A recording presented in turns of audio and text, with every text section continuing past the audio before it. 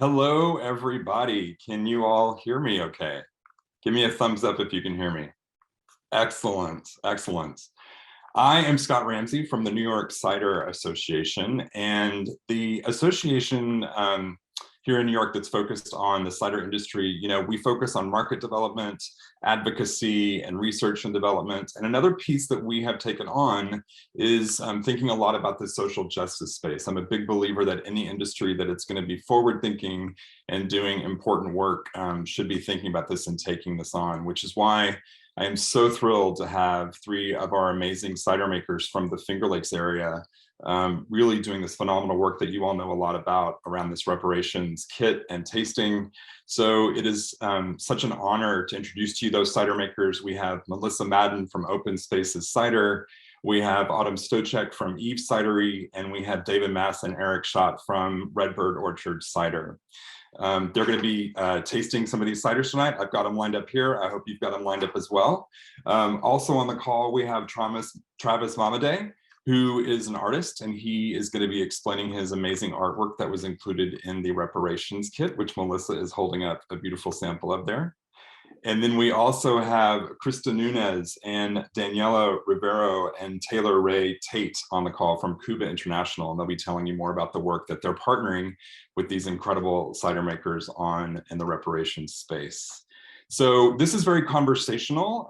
We are recording this because we are going to have this for viewing pleasure later on. So if you don't want to be seen or heard, that is absolutely fine. Just feel free to mute your audio and turn your video off. There's also a chat box. If you want to chat and raise a question, please feel free to put that in there, or also feel free to speak up. I've muted everybody just for the ease and convenience of sound for this presentation. So if you are speaking, feel free to unmute yourself and speak up, and I'll share that with our speakers as well. So Melissa, I'm just going to turn it over to you. Before I do, I want to let you know that I am actually coming to you from Beacon, New York, which is actually the Munsee, Lenape, Mohican, and Wapenshire people's traditional territory. So it's a thrill to be coming to you from this space. So Melissa, why don't you take it away? Okay, can everybody hear me? Okay. So we don't want to forget that the entire premise of this is a somatic experience, and the first cider we're going to be tasting is the Redbyrd Wild Heart. So we wanted to encourage everyone to go ahead and pour yourself a little sip of that right now, and continue to enjoy sipping as much as you want throughout the tasting. The order is going to be, we'll taste Redbyrd, then we'll talk to Travis, then we'll taste Eve's, then we'll talk to Krista, and then we'll taste mine. So there will be some time for transitions. I would just recommend pouring a little bit smaller pours so that you don't have to do any chugging. Redbyrd did us all a big favor, and we have a nice resealable top on there. So also don't feel like you need to open everything up. So I'm coming from Trumansburg right now, which is where my cidery is based on the traditional Gayacono land, Cayuga Nation. I'm sitting in the Main Street Market in Trumansburg on Main Street. The owner has just stepped in. It's definitely kind of illustrates how this project works, which is sort of a hodgepodge of everybody's resources and talents. And we wanted to make sure that we set the stage every time we do this with how this package works and how it came to be. So I'm going to talk a little bit, and I'm going to pass it to Dava. Dava, just like shoot your hand up if you feel like you want to jump in before I pass it to you. But this is our third package, and I believe a number of you have done this with us before, and I just want to thank you for that. It's actually a very surprising outcome for me, and we're learning a lot about what this package should be as we go. The big thing that is going on is that Dava and Eric and Autumn and Ezra and I have been in community making cider, doing orcharding for 20 years now, and we have been through a lot together. And I think I personally feel very lucky that we have arrived at this place where we all really wanted to take a really strong look at our privilege as white farmers and the inequities that have led to us being able to be farmers in this culture, in this time, and be so supported by the community in Ithaca, especially, and have a much more clear path towards repair and reconciliation within our business models. So the tasting portion of this is designed to kind of discuss that, and we want to leave a lot of space for talking with each other. But we just want to kind of like make sure we center in what are reparations and who did them in this case. So in this case, we have provided a package that has $100 worth of value to it, and everything feels to me like nothing matters anymore. I don't know. I've had COVID for 2 weeks and like literally nothing matters. So money being the first thing, but you know, we try to work within the capitalist system we live within. We're trying to show how businesses can do reparations. So we assign a value to something that, you know, I think value is incalculable for a lot of these things. And then we decide how much of it we can, within our business structure, pay out as reparations. So when you paid Khuba, you paid the value of what we could afford as businesses to put forth as reparations. And that was your contribution to Khuba. You still got a package. So you got fee for service. And we are, as the cider makers, paying the reparations through contributing the cider itself and the labor that went into it. And that's how we see it. And there was a very strong reason for going step by step. We want you to know Khuba. We want you to have your own relationship with them and interact with them in a really clear way and not be gatekeeping. That's one of the first things that we have to really work on all the time, me especially, as someone who is like very logistically oriented, not ending up in that position by accident. So that's the first step that you went through. And then we did ask you to help us, you know, with some of the costs, the packaging, printing, and shipping costs were all passed on to you as well. And then you got your package. And so now here we are sitting together. And when I had thought of how I wanted these tastings to go, I think we're in a kind of an interesting, somewhat for me painful evolution of this project. Feeling like there's a need for a lot more, and are we happy with what we've been doing? The concept with the tastings is that there is a deep somatic experience attached to these conversations. So for people who are not just visual or audio learners, there's a taste sensation. I'm actually not drinking. I'm still really quite sick. So please don't let me hold you back, but I just can't. So, you know, there's the tasting while you're listening, the experience of having something, you know, pass through your body that is deeply connected to all of this work. There's something besides my face and each other's face to look at and kind of like ponder, especially when we get a little more story about it. We're trying to address all learning styles that we can through this format. And I think what we're coming to is that in the next iteration, we're going to have something in person, outdoor. We're like to bring Travis up for a full art show in July or August and kind of play with the format a little more. But this has been 3 cycles now, and we have 60%, I think, returning customers, which just blows my mind. And we don't have to work very hard to sell it. It's been really positive. Interacting with you all as customers is by far the best customer experience, service experience I ever had. I'm so grateful to you all.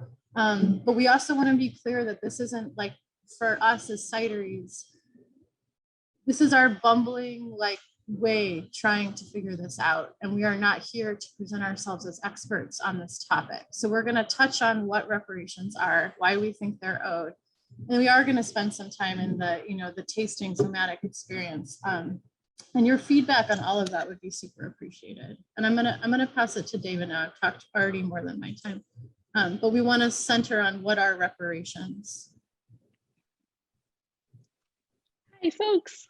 Melissa encapsulated everything perfectly, and I'm gonna probably retouch some of the things she said because it's hard in the moment to be like, oh, already covered. But we just want to kind of set the tone overall. We want this tasting to be awesome and delightful, but also to normalize the conversation around the need for reparations, not just around cider or agriculture, because we're assuming not all of you are specifically in that field. And so we want reparations to be viewed as a whole country, kind of whole system, everything we're here for. The reason why the three of us as cideries came together working on this is completely rooted in the deep wounds specific to our industry, the wounds of land theft, labor theft, slavery, and subsequent discrimination that comes afterwards. And, you know, we're looking at that, and so it's both cider specific and ag specific at large, and then in particular in organic ag. And there's so much movement happening and neat ways that folks are finding out to make it, ways to make it make sense. Metal House Cider, who might be here, they're one of the recipients of the package. They set the bar really high. They're doing really incredible things. New York Cider Association is here actually hosting this. Like, there is really incredible work being done. I think mainly because most people in the industry are at the point where they realize to continue in it, harm needs to be addressed. So this is one of our ways of figuring out how to address that harm. And it's one part of the piece of reparations. It isn't all of it. And so we wanted to just real quickly, you all got it in your package, but just kind of touch on it before we get into everything else of what exactly the UN lays out as what reparations are. It's the cessation and assurances and guarantees of non-repetition of harm. It is the restitution and repatriation, which is to reestablish the situation which existed before the wrongful act was committed. It is compensation. The injuring state, institution, or individual is obligated to compensate for the damage. It's satisfaction. Satisfaction is part of full reparations under international law for moral damage. And it's rehabilitation. It's making sure that services will be provided and that further harm will not be committed. So I think there's a certain space that individuals, that businesses work within this, but then there's also the need for government reparations, which is kind of part of what we're really getting at also. And right now the government hasn't made those moves. We're going to talk a little bit about that when Redbyrd talks. And there's movement to see that happen, but there's the space then for community to step in if those aren't being addressed and figure out the right ways and the many and multitude of ways to do that. So this package is one way to do that, one portion of it, which is that getting funds and getting it to an organization that is doing work specifically addressing especially disconnection from land and land loss and comfort being in the land in a way that doesn't feel exploitative. And with that, we're gonna pass it on back to Melissa real quick, and then we'll get started. Thank you all for coming. It's really exciting to see everyone here and to keep moving forward with it. Thanks. Awesome. Thanks, Diva. Everyone can hear me again? Mhm. Just feel like I'm living in my own planet. So we do want to kind of, I think for me, I often learn better when there are examples given and kind of like touch points in history or emotional touch points to like why these things matter or, you know, why they're relevant today, which I think is a big thing that seems to come up a lot around land claims in this area, especially for the Cayuga Nation.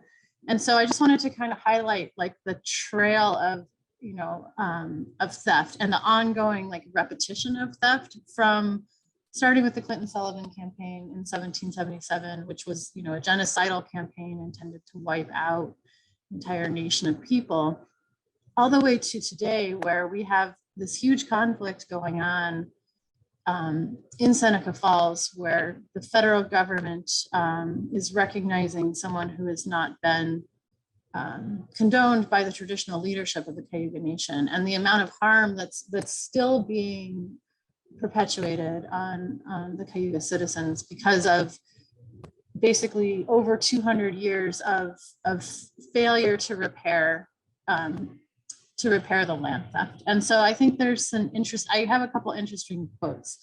One of them is just the quote from I've sent out so many resources. I apologize if it's overwhelming, but we can talk through them. And I just want to kind of poke at one of them, which was there was a beautiful interview recently by the Council for the Onondaga Nation, who's another member of the Haudenosaunee Confederacy, Joe Heath. And he said some things that I think are really important. One is that we have a responsibility to repair, not just for land theft, but for the fact that we've trashed that land. And the fact that, you know, like Onondaga is lake near Syracuse, New York, is one of the most polluted lakes in the entire country. So we took a sacred lake and basically made it completely toxic.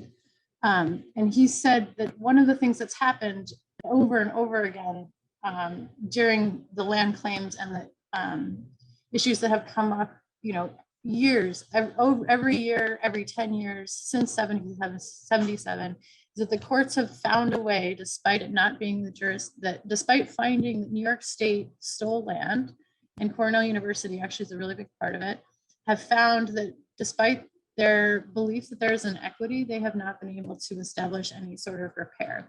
And they have deferred to the settled expectations of the settlers, which I think is why I think we would like to see government doing reparations. There is a really important opportunity there for that to happen at a scale that is truly meaningful. And you know, one of the quotes there is that opponents are bound to dust off their usual agreements that such Indian land claims cases are too old for justice to be possible, but they are made older by a justice system that has dragged the Cayuga cases some 20 years. This is an article from 2018. Or the other argument being the Indians were conquered fair and square, or that people living today should not make good on the foibles of past generations. However, the Cayugas and other American Indian governments pressing their land claims are no Johnny-come-lately to the effort to recover lands. And I think what's really important is this idea that like this is in the past is just completely false. It continues to have an impact ecologically and an impact on the well-being of the people involved. And there is still an opportunity to make this peace treaty.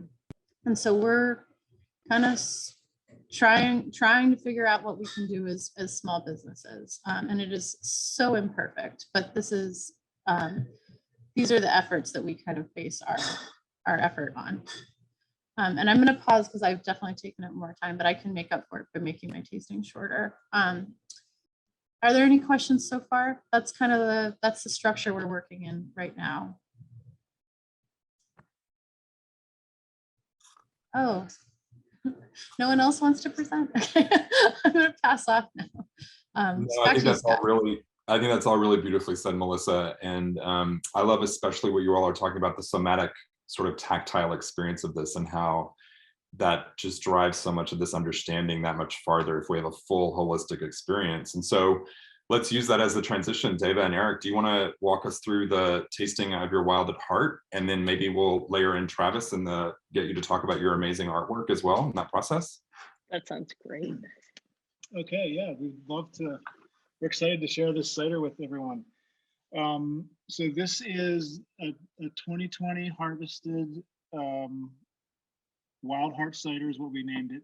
And it is good friends of Deva and I, John and AJ, who bought some land in Chemung County, New York.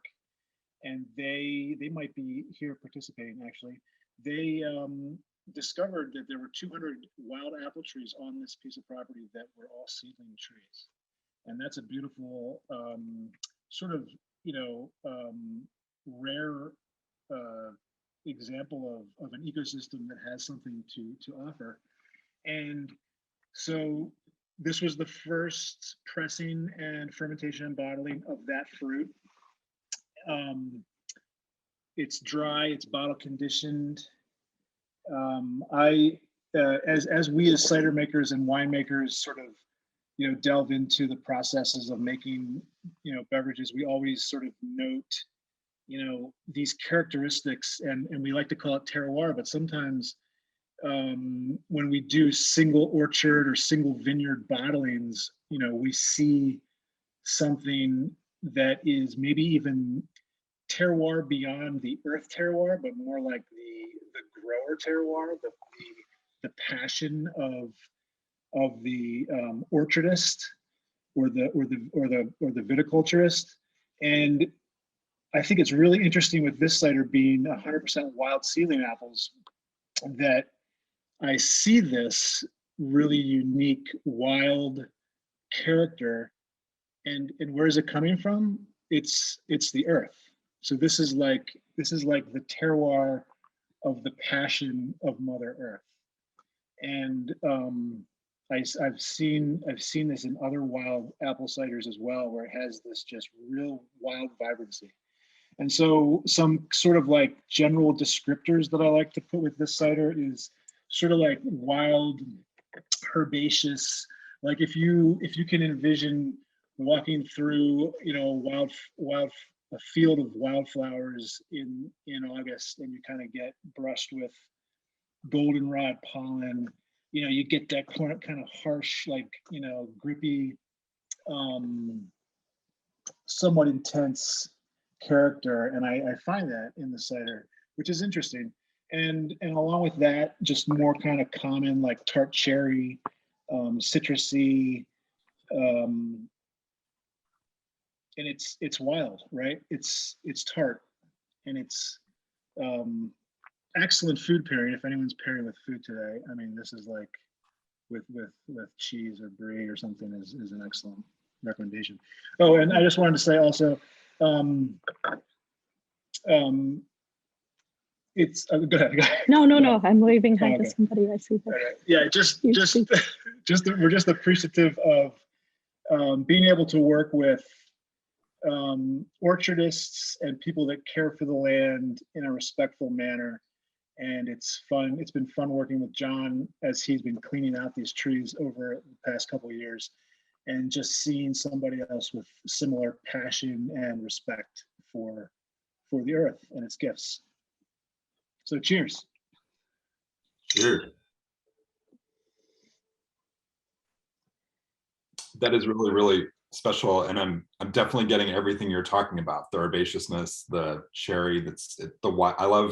I love wild, and if anybody does wild, I mean, you guys are the masters at it. I love your work, and you know, I'm learning from you all too. The word terroir, I think the most fascinating part to me has become the people and the culture of that land and that space, right? More than just the soil and how things are grown out of it. But I love that part of it. And I think that's what makes this particular conversation so interesting and special. So thank you for sharing that with us.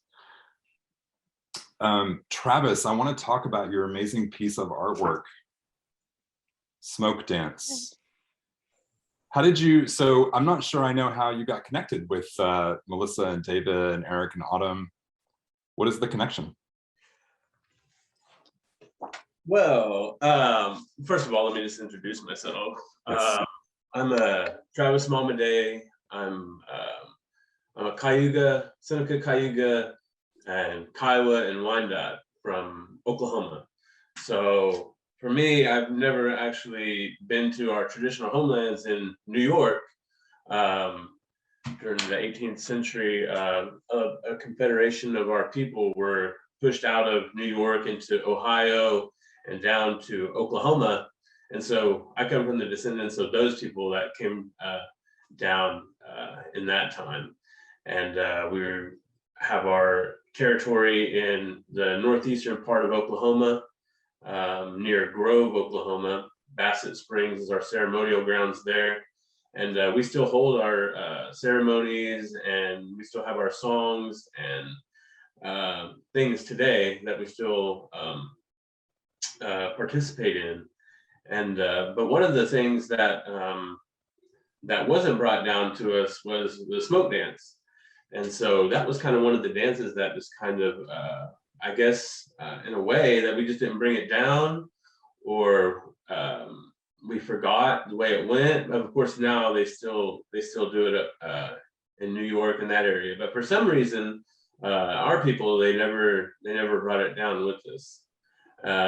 So I know, like, whenever we left from up that way, I say when we left, but when we were moved out of that area, we left prior to Handsome Lake. I'm not sure if anyone is familiar with Handsome Lake. He was a peacekeeper for the Six Nations people So prior to him being he was a medicine man, and prior to him being that, he was a really bad alcoholic. And so, like, I guess one time, like in his drunkenness or something like that, I guess he fell ill and he almost died. And whenever he was in this state, like he kind of had a vision of him going back and basically having a peace treaty with all the nations, and like setting forth a certain rules and regulations that the Six Nations people would abide by, which is like abolishing alcohol and not dancing at night anymore and things like that. Because then the ceremonies, they were danced at night and things like that.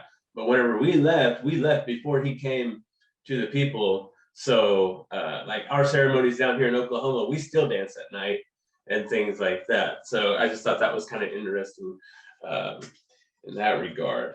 But the smoke dance, from what I was told anyway, my great grandmother, who I've known my whole life, she passed away about 10 years ago, but she was the head faith keeper for our tribe in the Seneca Cayuga. So the faith keepers are the ones, they're made up of all women. And so we have our north side, which is, then they have their sets of clans that they have. And then we have our south side, which are made up of their clans as well. So I'm Deer Clan. Dewahodes is how we say that. And my grandmother was my great grandmother, she was the head of all of these faith keepers.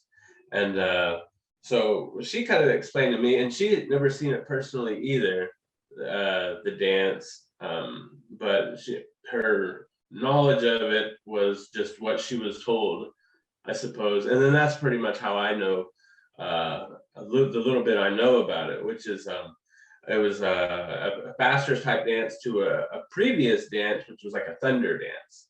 And like the whirling and the twisting and the moving and the fast speed of this dance. I don't know if any of you all have seen it. It's a very fast-paced dance, a lot of footwork, a lot of movement. There's a really fast drum beat. The cadence in the song is really, really, really fast. It starts off in a slow manner in some songs, and then it kind of builds up after that. And so what I was told is like the movement and the all that things. It's like supposed to be like you're mimicking like the smoke from this dance. And so it was, I think it was part of the war dance too. So like whenever they would go off before a war journey, they would perform this. And today, from what I understand, well, not from what I understand, from what I know, they've actually incorporated it into the powwow culture, mainly up that way up in the northeast part of the states. Not so much down here in Oklahoma. We kind of have like our own little set of things that we abide by, Oklahoma powwow style, as opposed to like, other powwows around the country and things like that. I don't know if anyone's been to a powwow, but hopefully whenever we come up in the summer, we'll be able to do some exhibition singing and dancing and things like that. So that'd be really cool. But yeah, so my grandmother, she was the head of this, she was the head faith keeper, and this is how she explained it to me. And yeah, and so just like I said, like I've never been to our traditional homelands in New York before. And so like I'm just kind of looking forward to that opportunity. And I don't know anything about cider. I'm just an artist, and and then when I was approached with this idea, I believe we met through a mutual friend on Instagram that had participated in y'all's reparations package last year. And so he reached out to me and then told me about what all the cider companies were doing, and then was talks to the reparations and things like that. And I thought it was a really cool idea and a great opportunity. And as Melissa was saying, can everyone hear me okay? Yeah. Okay, perfect. And as Melissa was saying, where she was talking about like how, money isn't really a thing. And that's how I feel about it too. Like if this package is going to be for reparations, I don't want to be, compensated. So I just, I did the piece, and then whatever was made from that piece was donated to whatever project you all had in mind. So that's pretty much me in a nutshell. If anyone has any questions about things like that, or like my artistic background, or Well, I'm curious to know, Travis, is your grandmother still alive, and has she seen this piece? No, my grandmother passed away in 2008. Oh, I'm Her sorry. name was Hazel Wallace. But we were Cayuga and we were Wyandotte. So on her father's side, she was Cayuga, and then she was also Wyandotte from her mother's side. And then that's actually an interesting thing. Back in 2001, she was invited up to Ontario as an Osasani, and it was the homelands of the Wyandotte people. And so there was a gathering of all the different Wyandottes, because there was a reparations project going, where there's some bones that were being taken from a museum, and they were being reburied back at the traditional homelands of the Wyandot. So you had the Wyandottes who were invited from Wendake up in Quebec, and you had the Wyandottes from Ohio, Oklahoma, which they asked my grandmother to be a representative of that. And then you had the ones from Michigan and Kansas. And so we were all at this gathering in Wendake, or not Wendake, but Osasani. And they had the ceremony where we reburied the bones of our ancestors. And we had a green corn ceremony, which was something that hasn't been done in that area, and that traditional ceremonial ground, in hundreds and hundreds and hundreds of years. So like for us to all come back as a people again from all different areas, because some were speaking French, the ones from Wendake up in Quebec, they're speaking French, and then you got us speaking English, and no one spoke Wyandotte anymore. There was one man that was he was I guess he was a linguist. So he was doing French, and he was doing English, and he was doing Wyandotte and all that stuff. And so it was a really cool experience. And so that's actually where I had my name. My grandmother was the one who gave me my name, which is a Wyandotte name. But she gave it to me long before we even went on this trip. But I never received it in the traditional way until like when we went up to Osasani. My cousin is the one that named me as far as doing the ceremonial part, because my grandmother couldn't do it because she was female. But like that's not to say like the females weren't, like it was just like specific to males are the ones that name them. But like just keep in mind though, with our people, the Six Nations, Haudenosaunee people and Cayugas, the women are the ones who are the ones who pretty much call the shots. So like if you were a chief, it could be up to like the faith keepers, which were made up of pretty much female. They could pretty much cast you out. And so like the women are the ones who hold like the most power in the tribe. We're a matriarchal society. But so this ceremony, this naming ceremony, I was able to receive my name there in our traditional homelands in Osasani. And I thought that was really neat. That's fantastic. It's beautiful. We're going to move over to have Autumn tell us about her cider. Before we do, though, I wanted to get a sense from you. We talk a lot in the cider world about process, right? And what the process was for making each of these individual beautiful ciders. Tell me about, you've got this idea from your grandmother in your mind that you want to express on canvas. Like, what's the first step? How do you approach that? Is it color? Is it brushstroke? Is it overall imagery? Like what comes to mind when I ask you that question? So for me, it's just the idea of it first. So whenever I was thinking of New York and the Cayuga people, the first thing that I thought of was this image, which was something related to me in a certain way, because I've never actually got to witness it firsthand, and then I've never been to my traditional homeland before. And so in a way it was kind of for me like a sense of longing to have that missing piece, so to speak, that we haven't we down here we haven't really got to take part in firsthand unless we go elsewhere.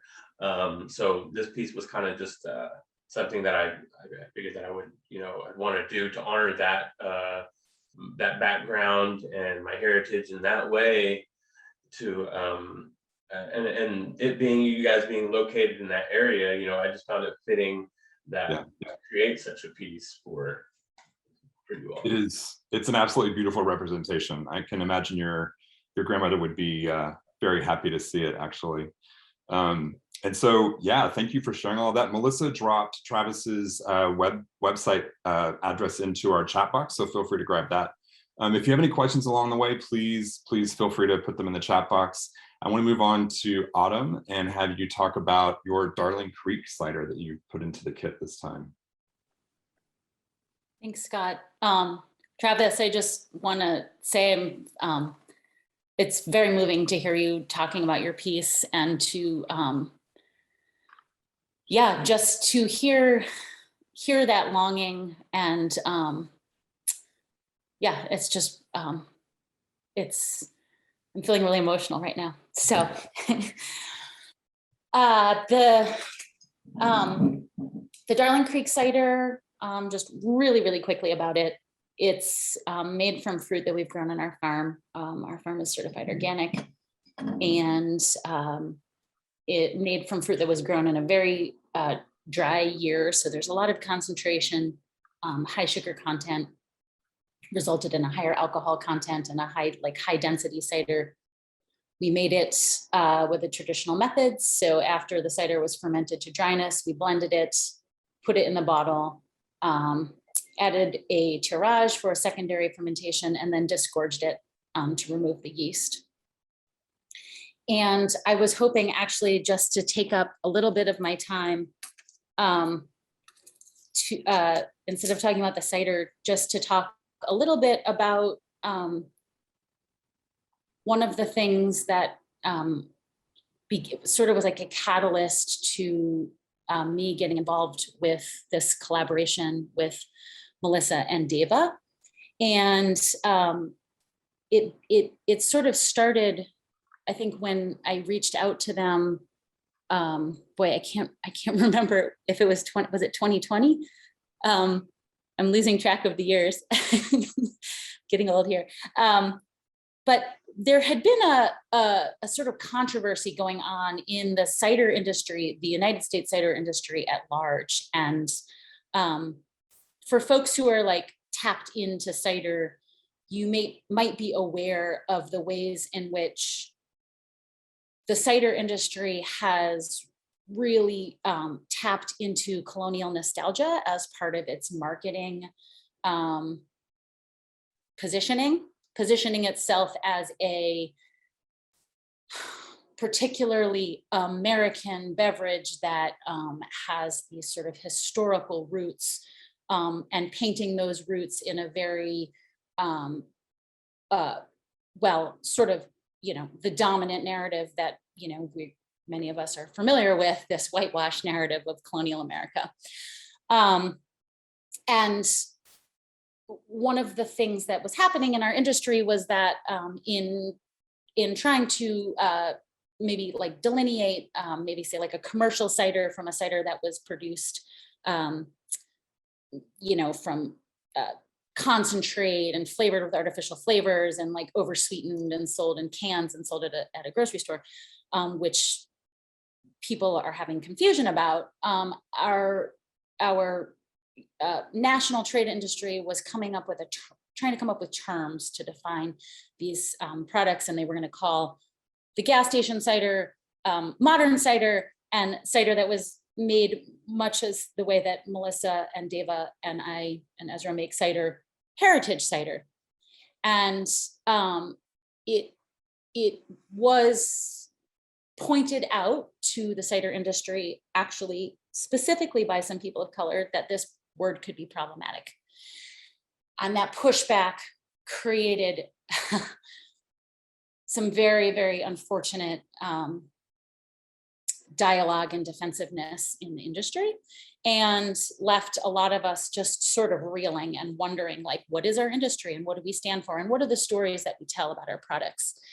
And I have been kind of, ever since that point, feeling a lot of self-consciousness and feeling how important it is to really kind of deconstruct those narratives that we tell about ourselves. Because when we do that, we can start to see a much greater degree of urgency around reparations, repair, and reconciliation. And I wanted to just read this little brief. Do I have time here? Can you? Okay. A little brief piece that I wrote last month that kind of is specific to cider in New York State and specific to me, and I think my colleagues as well. And so this is specifically for folks who have spent time wild foraging, and I'm only bringing it up because it's easier for somebody to start to like go down this path when they think about wild foraging and collecting fruit on public land. But it applies to people who own land on stolen land. So in her 2017 book, The Ghost Orchard, Helen Humphreys writes that white settlers made cider from apples born on the trees that sprouted and regrew from Indian orchards girdled by General Sullivan's army in 1979. She quotes a resident of Geneva, New York, who wrote, "The apple and peach orchards left by the Indians yield every year an abundance of fruit for the use of the inhabitants, besides making considerable cider. So much so that one farmer near Geneva sold this cider in the amount of $1,200. And Humphreys points out that that number is the equivalent of $24,000 in 2017. Viewed through the lens of colonization, Sullivan's campaign was not just a military retaliation against the Haudenosaunee for siding with the British in the Revolutionary War. It was an intentional act of genocide meant to forcibly dispossess the people of their land. George Washington ordered Sullivan and his more than 6,200 men, which was 25% of the entire rebel army, that the Indians should not merely be overrun, but be destroyed. Sullivan's men burned an estimated 50 villages with 1,200 houses, and they also burned over 1 million bushels of corn. And this was timed specifically to happen in September. Countless vegetables and most of the food stored for the coming winter. Additionally, they girdled thousands of apple trees and peach orchards growing alongside Seneca and Khuba Lake. Thousands were killed, but many more fled to Canada and died that winter of starvation. White settlers quickly moved in, and the people of the Longhouse never regained their land. This event is considered to be the beginning of so-called westward expansion in America. And today, this genocide remains unacknowledged and unaccounted for. Yeah, so that's what I wanted to say. That's very powerful, Autumn. Thank you for sharing that. I want to bring in Krista to this part of the conversation. I think when you hear that and that data that we don't often tell this story about, what do you think about, and what comes up for you? Thank you. Thank you for sharing that. I think this work for us is about truth telling, and tying those events to what we're tasting right now is so powerful. This is such a special moment. And I just want to be silent for a moment and remember the Gayakono people who suffered and still suffer.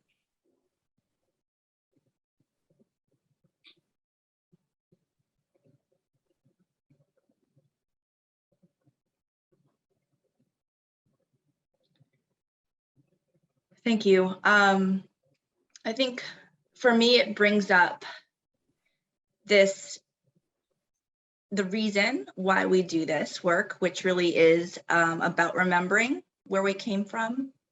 I think each of us remembering the things that tie us to each other, remembering what it's like to be forced off of something that you love and have grown up with, remembering what it's like to be despised and excluded. I think for me, that means my Gayakono brothers. I'm sitting here in Ithaca, Travis, and this is your homeland. And my ancestors were brought here, many of them from Africa, most of them from Africa, and their labor was stolen. Their children were stolen from them. And I'm sitting here in the traditional lands of the Gayakono. The Wolf Clan of the Gayakono was here along the Finger Lakes where I'm sitting. And this is beautiful land. I cannot wait for you to be here.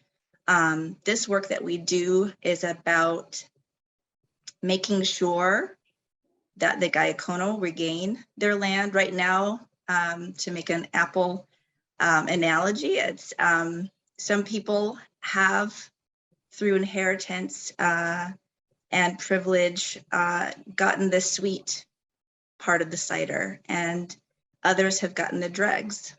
And I think this work that we do is about leveraging everything that we have, everything that we do, all of our time, energy, relationships, resources, to make sure that those who are in that battle, who don't have, who are excluded, who are still fettered economically, socially, and with regard to land, have opportunity to regain life-saving, livelihood-saving opportunities for new lives on land. Khuba International and Quarter Acre for the People is honored to be a part of this project. I think for us, this work really is, it can be hard work. Reparations work is like a marriage. You have to fight for that relationship. It can be heavy. Reparations can be like child rearing. It's tough, the hardest and best work you will ever do. I was carrying water to water my animals at my farm today, and I was recalling with my kids, we're all like, this is so heavy. How can water be so heavy? So one day supply for these animals is so heavy. And I thought at that moment, water is heavy because it's important. It is life.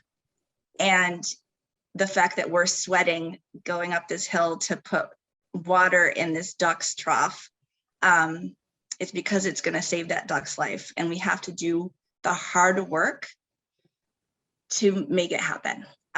So I think for us, reparations is about rebellion against the status quo. It's about partnering with people who are just amazing strangers, and really find the ways that we have common ground.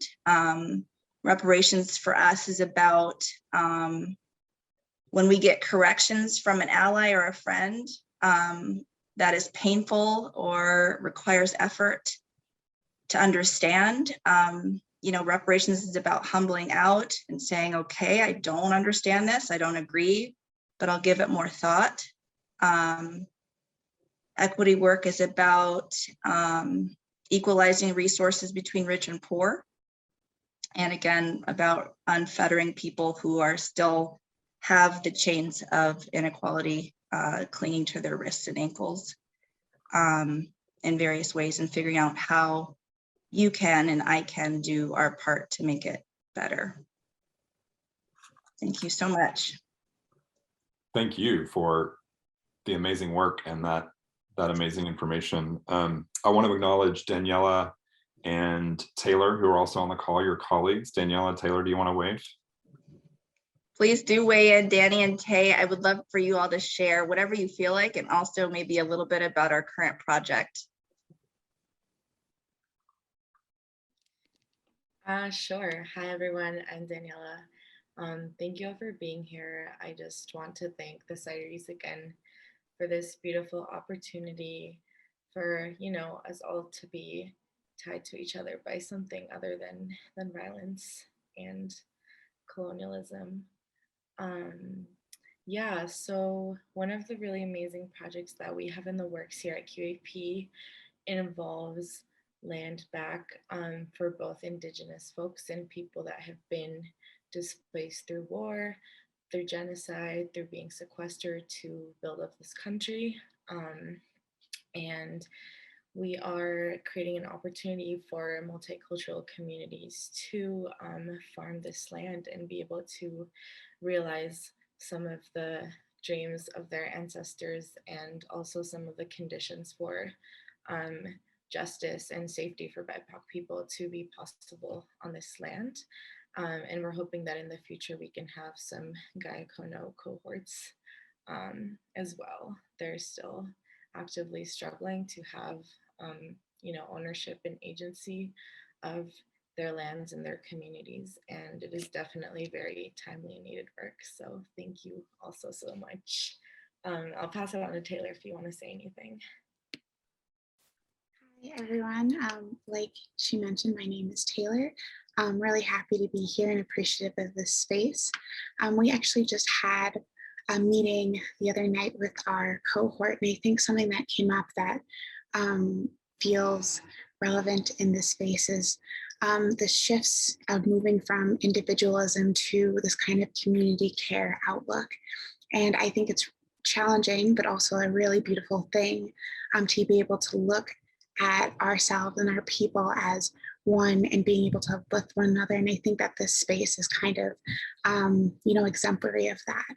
And I just appreciate us being able to move in these directions to get back to a lot of our roots and get back to seeing each other as more important than capital or some of the things that our society pushes today. So I appreciate everyone for being here. I appreciate being able to be involved in this work. And thanks again. Thank you so much. And I know, we're all appreciative. I can speak for myself. I'm so appreciative of the work you're doing and so encouraged and inspired and so thankful to Melissa and Deva and Eric and Autumn and Ezra for introducing me to you all and helping me learn more about what you're doing, because it's really phenomenal. I want to, we're going to hit up against 6 o'clock here on the East Coast pretty quickly. I'm happy to stay on and continue the conversation, but I want to be mindful of time. There's never enough time to have these really beautiful and thought-provoking conversations. But I want to just talk about Melissa's cider, Open Spaces Cider, real quickly to round us out. Another beautiful piece of work. Melissa, do you want to tell us just a little bit about this? Yeah, and I think we never quite know how to get this timed perfectly. So my intent, I'm happy to stay if it can stay open till it's over, but also no hurt feelings if you need to leave. I will not take it personally. So feel free to open this if you want. I guess I'll just start with what we're looking at. The artwork is by my friend Brad, who is the person that introduced me to Travis. Brad is currently fishing in the backcountry in Montana, so is not going to be here. But he is the person who taught me where the first sets of wild trees that I started harvesting from were when I left my ex-husband and our former business. So Open Spaces Cider is my second cidery and is much more true to I think who I am in a lot of ways. And at the moment, it's really just doing reparations work. At some point, maybe I'll sell something. I don't know. There's a lot of licensing behind that, but there is also someone really special in here, Sam Moe, who helped me press the apples that are in, hey Sam, in this particular one. I'm calling it Early and Wild because I made 2 pet nats, so petulant natural cider that goes into the bottle before it is done with its primary fermentation, hopefully with the right amount of sugar to create carbonation, finish fermentation, and not explode the bottle. I will say I don't feel like I totally nailed it because I had to disgorge all this. And if anyone saw my Instagram post, I also almost cut my finger off doing it. It was super explosive. So it's actually it's not gone all the way dry. There's strangely somehow a little bit of residual sugar. It was a wild fermentation that took off in actually the Eve's Cidery barn and just was like a rocket, very surprising, confusing rocket. And then didn't finish in the bottle. So a little sweet still, I think, not measuring super high, but really explosive. So I'm going to be disgorging the rest of it. And I'm losing quite a bit because of how explosive it is. So I think it's just, I'm happy with it. It's like one of the nicer ciders I've made. It's really clean. Although I got some weird tasty notes from one of my friends last night, but it's also still like a beginner effort in terms of my place among these other two cideries. I have been mentored by both of them for 20 years. And I kind of get to this point where the more I know, the less I know, and the less I know, the less and less I know. And I just don't know anymore. It's like the space that I'm living in. I think it's being really sick with COVID. But I think so this is all wild fruit from the National Forest. It goes right to the point that Autumn was making so well. Autumn, thank you. And I think that I really appreciate the way that this group of, group of us has come together in this presentation. So I feel like we're hitting a lot of points we agreed we wanted to without having to stress each other out too much about it. There's one more thing I wanted to say in terms of the way we conceptualize the reparations. So if you have the energy for staying, we have talked a lot about stolen land, and Krista, I think, brought in the really important, equally important other part, which is stolen life. So I think, there's the generational lost opportunity for, accumulating wealth and power and privilege through having your land taken, that is part of the reparations. And then there's also acknowledging that the wealth and privilege that those of us who have been able to access land to farm are based on, and one is the stolen land and the other is stolen labor. And I think what I found really interesting is I used the 1619 project curriculum, which I think is phenomenal, to get ready for our previous presentation to NOFA. And one thing that I found really interesting is that the cotton gin was invented right around when, within 20 years of the Clinton-Sullivan campaign. So all these things are happening like right in lockstep with each other. And the cotton gin was this huge change in the way that human labor was commodified, even though slavery was well established, as we know. I think it's just really important to acknowledge that, like, what happened when agriculture started to get industrialized but still relied on human labor. And I had found some interesting notes that I'm like, well, is it really relevant to like go to numbers? But for example, in 1770 there were 700,000 enslaved workers, and by 1850, because of the scaling up due to this industrialization of the cotton industry, there were 3 million. So that was just such an exacerbating force in terms of how America built its wealth and continued to do that through robbery. And I think that the thing that is worth noting, I noted the conflict that's happening with the Cayuga Nation right now as a really important insight into how long these battles have been fought and how much they need our support. That there are a lot of there's a lot going on with Black farmers and their rights, in specifically relating to the USDA and the way that the USDA has discriminated against Black farmers in a way that has also caused that, instead of accumulated generational wealth, continued loss of Black farmers. So in 1920, Black farmers were 14% of the farm owning population. Now it's less than 2%. And it's really specifically tied to funding sources. I mean, I, as a farmer, have used those USDA programs to fund my farm. So that's, I think, encapsulated in the Pigford lawsuits. If you're interested in that, we can send more in it. But there is actually action to be taken on that as well. There's a lot of outcry to Secretary Vilsack about how that that repair is still not being made. So we just want to make sure when we talk about these that we bring in, I mean, it's easy to do facts and it's not emotional. I'm like really grateful to Autumn for getting emotional for all of us, because it's like I have to put up I think one of the things about normalizing the conversation about reparations, it's so effing painful. And I think that a lot of people tend to shy away from really thinking about it and taking these facts and thinking about what it means, like viscerally in your body, to not have what you need to build the life for your family that you want to. And we try to take it back to that place. It's why we try to have more of a somatic experience in these tastings. And I'm just really grateful for the opportunities that I've had and continually fighting against my own shame for having had them. So I think there's no way forward personally for me, but to continue to figure out how we do this repair. We are totally here for you to talk to. It's 6, I did it. And we can talk now more. Autumn and Deva and I have been happy to field individual questions from people. We've set up a couple calls after these tastings with people who are trying to figure out how to set up reparations projects within their own world. I know Mike Gill, we need to have a conversation soon. So I just want to thank you all for being here and leave it there for questions. Yeah, I think so beautifully stated, Melissa. Certainly, drop your questions into the chat if you like. We're getting a lot of thanks and love and support for these amazing ciders and the work that Krista and Taylor and Danielle are doing and Travis's work.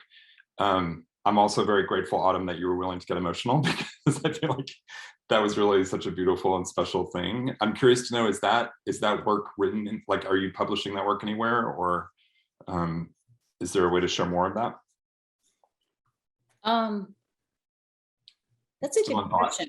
We should there is if for the cider nerdy people out there, there's a great little sort of independently published zine called Malice.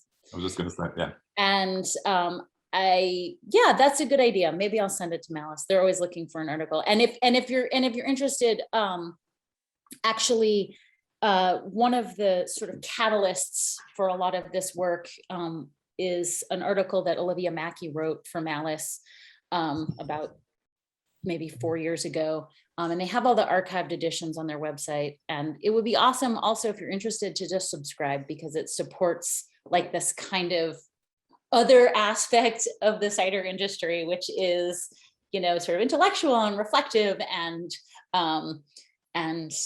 brings in kind of like, non-markety topics. So check it out. Maybe I'll polish it up and put it out there. I was going to say, I mean, it is that article about the use of the word heritage that I read in Malice that informed me of all of that as well. So it's a fantastic periodical. I think it's 4 times a year, quarterly. Darlene Hayes, it's great. So yeah, think about that, because I think it could be really powerful to see that in print. I'm getting I got a question about if the tasting happens in New York this summer, will we be able to include those in other places such as in New Mexico? So that's an interesting thought that we should think about, continuing some virtual aspect of this. All right, so it looks like I don't see any other more specific questions. I think this is a good place to leave it. And I just want to share a tremendous amount of gratitude. What a beautiful, beautiful time we have had together tonight. Krista, you and your team, Daniela and Taylor, the work you're doing, as I said before, so inspiring. Thank you for sharing with us tonight. Travis, your work as an artist, I love that we get to have this piece of work and continue to enjoy it and reflect on it and reflect on your words. And then, of course, Melissa and Deva and Eric and Autumn. I mean, it's such an honor to be leading an association that supports and honors your work. I just can't tell you how much I appreciate it. And my heart's very full. So thank you very, very much for that. And I'm sure, Melissa, you could probably wrap this up as well. There'll be continued information about that. This recording will go up on YouTube in a couple of days so people can reflect on it. The past 2 reparations conversations from the past 2 kits are up on YouTube. So I'm sure we can share around those links and any other information. Travis's website, Khuba International's website, all of that information again via an email wrap up. But stay tuned to this space, because these cider makers are doing some incredible work, which I can't wait to continue to support and see how it goes. All right. Thank you all so much. Thank you, Scott. Thanks everyone. Enjoy the rest of your evening. Yeah, Cheers. thanks to everyone. Have a great night. Cheers. Bye. Come on.